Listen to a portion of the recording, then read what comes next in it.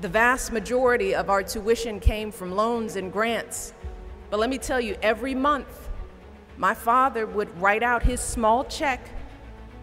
He was determined to pay his portion of that tuition right on time, even if it meant taking out loans when he fell short. See, when I first set foot on campus, it all seemed so big and overwhelming. I didn't even know where to start, how to pick out the right classes, how to even find the right buildings. So I began to think that maybe all those doubters might have been right. I didn't even know how to furnish my own dorm room. I saw all these other kids moving in all sorts of couches and lamps and decorations for their rooms, but when I unpacked my belongings, I realized that I didn't even have the right size sheets for my bed. Mine were way too short. So that first night, I stretched the sheets down as far as they could go. Then I draped the covers over the foot of my bed, so when I crawled into bed, my legs were sticking out past the sheets, rubbing up against that cold plastic mattress. And I slept that way for the entire freshman year. But when you come from a family like mine, that's what you do. You make the most of what you got. Yeah,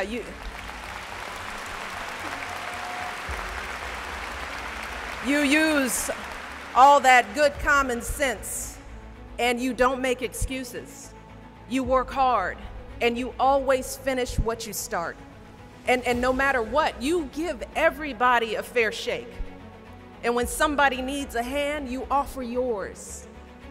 See, those are the gifts my parents gave me, their values.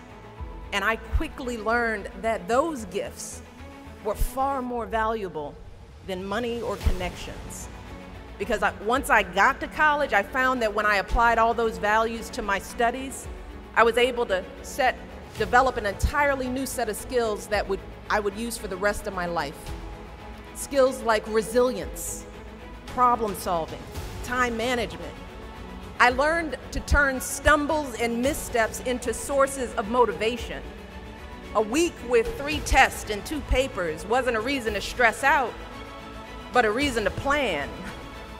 A negative comment from a professor in class wasn't a reason to shut down, but a reason to ask even more questions. Most importantly, I realized that what really mattered wasn't how much money my parents made or what those people in my high school said about me. What mattered was what was in my mind and what was in my heart.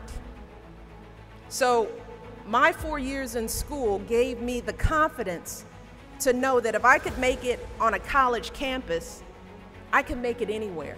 And that is the power of hope. The belief that something better is always possible if you're willing to work for it and fight for it. It is our fundamental belief in the power of hope that has allowed us to rise above the voices of doubt and division, of anger and fear that we have faced in our own lives and in the life of this country.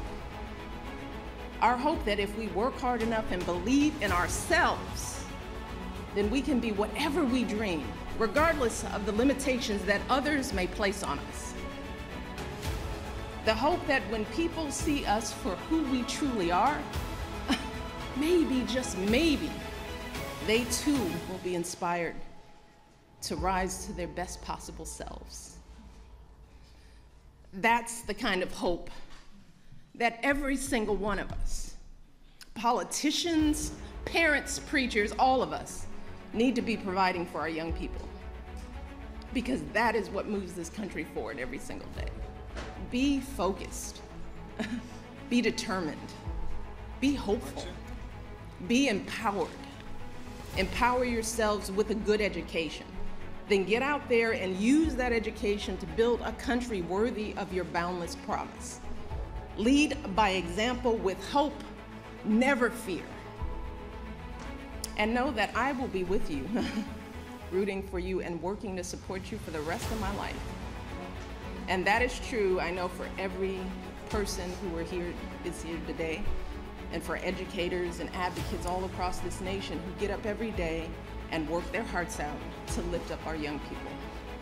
And I am so grateful to all of you for your passion and your dedication and all the hard work on behalf of our next generation. And I can think of no better way to end my time as First Lady than celebrating with all of you. So I want to close today by simply saying thank you. Thank you for everything you do for our kids and for our country. Being your First Lady has been the greatest honor of my life, and I hope I've made you proud. Our hope for the future and the hard work that hope inspires. So that's my final message to young people as First Lady. It is simple.